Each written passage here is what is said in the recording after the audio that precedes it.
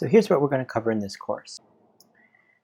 First, I'm going to show you some apps and tips for you to get started with Setapp. I think you'll immediately see the value of Setapp, and if you aren't a subscriber, you'll want to start a free trial and get started. Next, we'll take a deeper dive into some popular apps. And what you'll notice about Setapp is that this isn't a group of some unknown applications that are all bundled together to try and make them sell. These are some of the most popular apps on the App Store, and they've been gathered together and hand-selected to be a part of this subscription. So this is actually an elite selection of apps. Then we'll take a look at some app gems, some apps that maybe just do one or two things, but do them really, really well. These might be apps that will give you a little productivity boost. You'll just start to love some of these apps. Next, I'll introduce you to some of the niche apps. So maybe you're a developer and a programmer. Some of the apps will be really great for you, but these apps won't fit every user, so we won't spend too much time. I'll just introduce you to some of the apps that are here. And there's always one more thing. Because Setapp is constantly growing, there's always going to be a new app that we can check out and learn together. So after you complete this course, be sure to come back periodically and see what's new, because I'll keep adding to this course. This is what we'll cover in the course, and I can't wait to get started.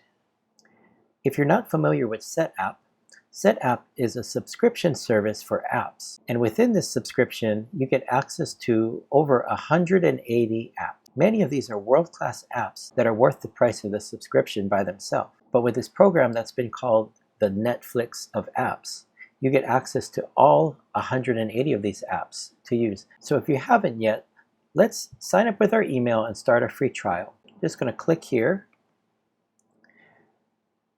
Okay, fill in my name here, give in my email, create a password, sign up for the newsletter. You do get a lot of great tips and advice as part of the Setapp newsletter, so I recommend that you sign up for this here. And I'm just going to click Create Account. Okay, if you're on the latest version of Mac OS, Safari is going to ask you if you want to allow the download. So I'm just going to click Allow, and the installer app is going to download to my computer. So I'm going to click up here and go ahead and run the app. Okay, I do want to run this, so I'm going to allow that. Okay, and in a minute, this will all be set up for me. Okay, here we are in the Setapp app, and this is where you'll go to install any of the 180 applications that come with Setapp. So you could come over here to the left-hand menu bar and click All Apps, and this will just give you a list of all the apps, and you can scroll and check out any of the apps that you want to install. Or if you have something in mind, you can click up here in the search and go ahead and search for it.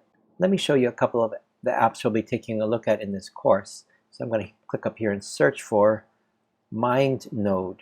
MindNode is an amazing mind mapping app. And frankly, this is one of the apps that is worth the price of this subscription by itself.